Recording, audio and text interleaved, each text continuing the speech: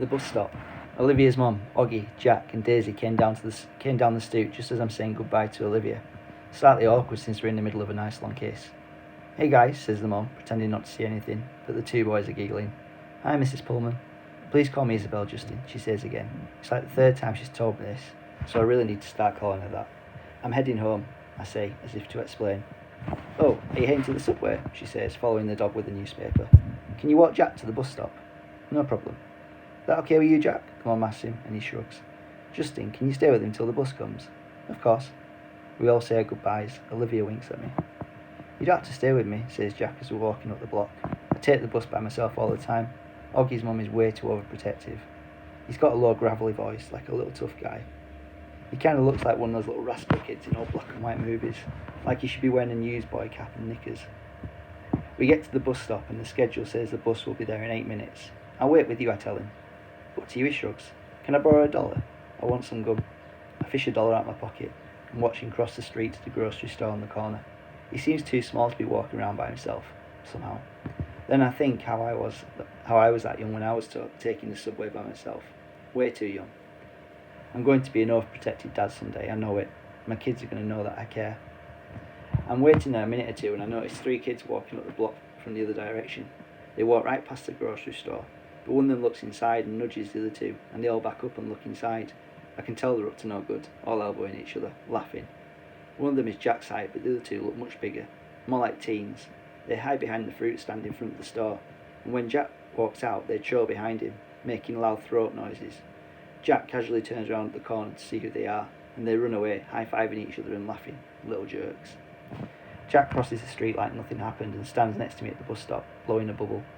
"Friends of yours?" I finally say. "Ha," he says. He's trying to smile, but I can see he's upset. "Just some jerks from my school," he says. "A kid named Julian and his 2 gorillas, Henry and Miles." "Do they bother you like that a lot?" "No, they've never done that before.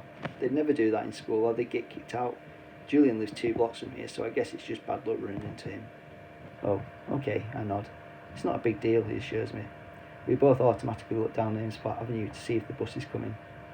"We're sort of in a war," he says after a minute, as if that explains everything. Then he pulls out this crumpled piece of loose-leaf paper from his jean pocket and gives it to me. I unfold it, and there's a list of names in 3 columns. "He's turned the whole grade against me," says Jack. "Not the whole grade," I point out, looking down the list. He leaves me notes in my locker that say stuff like, "Everybody hates you." "You should tell your teacher about that." Jack looks at me like I'm an idiot and shakes my head. "Anyway, you have all these neutrals," I say, pointing to the list. "If you get them on your side, things will even up a bit." Yeah, well, that's really going to happen," he says sarcastically. "Why not?" He shoots me another look like I'm absolutely the stupidest guy he's ever talked to in the world. "What?" I say. He shakes his head like I'm hopeless. "Let's just say," he says, "I'm friends with someone who isn't exactly the most popular kid in school." Then it hits me. What he's not coming out and saying. August. This is all about him being friends with August, and he doesn't want to tell me because I'm the sister's boyfriend. Yeah, of course. Makes sense. We see the bus going down Amesplat Avenue. We're just hanging there. Just hanging there, I tell him, handing back the paper. Middle school is about as bad as it gets, and then it gets better. Everything will work out. He shrugs and shoves the list back into his pocket. We wave by and then he gets on the bus and I watch it pull away. When I get to the subway station 2 blocks away, I see the same 3 kids hanging out at the front of the bagel place next door. They're still laughing and yucking each other like they're some kind of gangbangers. Little rich boys in expensive skinny jeans acting tough. Don't know what possesses me, but I take my glasses off, put them in my pocket and tuck my fiddle case under my arm so the pointy side is facing up. I walk over to them, my face scrunched up, mean looking. They look at me. Laughs dying on their lips when they see me. Ice cream cones at odd angles. "Yo, listen up.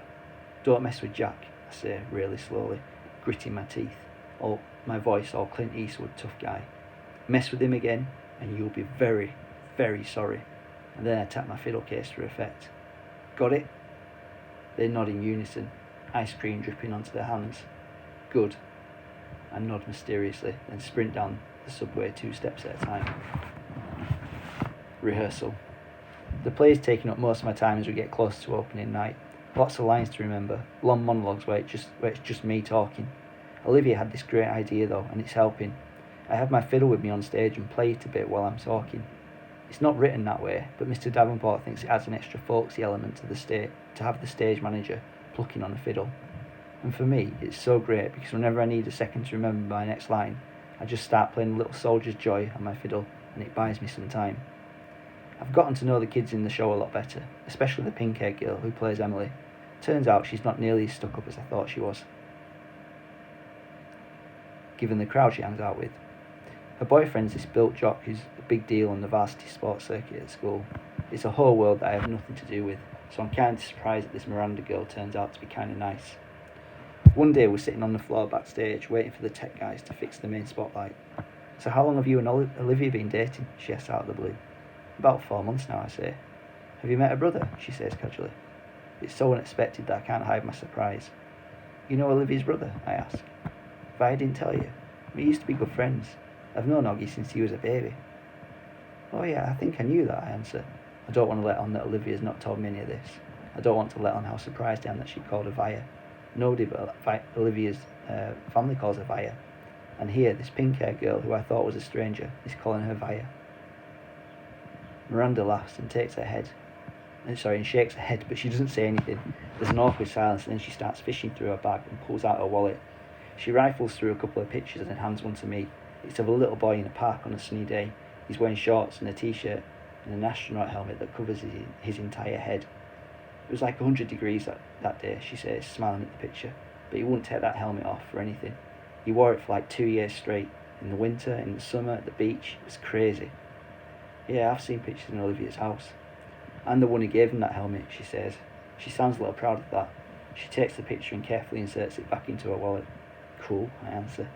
"So you're okay with it?" she says, looking at me. I look at her blankly. "Okay with what?" She raises her eyebrows like she doesn't believe me.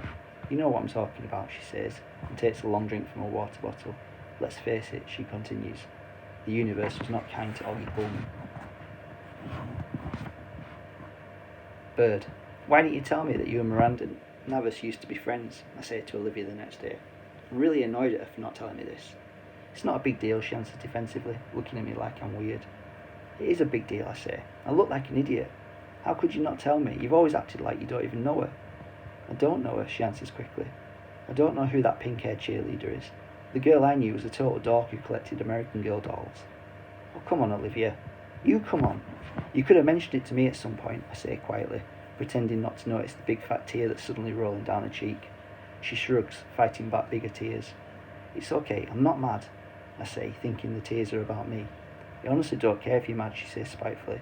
"Well, that's not real nice," I fire back. She doesn't say anything. The tears are about to come. "Olivia, what's the matter?" I say. She shakes her head like she doesn't want to talk about it, but all of a sudden the tears start rolling up a mile a minute. "I'm sorry, it's not you, Justin. I'm not crying because of you," she finally says through her tears. "Then why are you crying?" "Because I'm an awful person." "What are you talking about?" She's not looking at me, wiping her tears in the palm of her hand. "I haven't told my parents about the show," she says quickly. I shake my head because I don't quite get what she's telling me. "That's okay," I say. "It's not too late. There's still tickets available." "I don't want them to come to the show, Justin," she interrupts impatiently. "Don't you see what I'm saying? I don't want them to come. If they come, they'll bring Oggy with them, and I just don't feel like..." Here she's hit by another round of crying that doesn't let her finish talking. I put my arm around her. "I'm an awful person," she says through her tears. "You're not an awful person," I say softly. "Yes, I am," she sobs. "It's just been so nice in a new school when nobody knows about it, you know? Nobody's whispering about it behind my back. It's just been so nice, Justin. But if he comes to the play, then everyone will talk about it. Everyone will know. And I don't know why I'm feeling like this. I swear I've never been embarrassed by him before." I know, I say, soothing her. "You're entitled, Olivia. You've dealt with a lot your whole life." Olivia reminds me of a bird sometimes, how her feathers get all ruffled when she's mad. And when she's fragile like this, she's a little lost bird looking for a nest. So I give her my wing to hide under.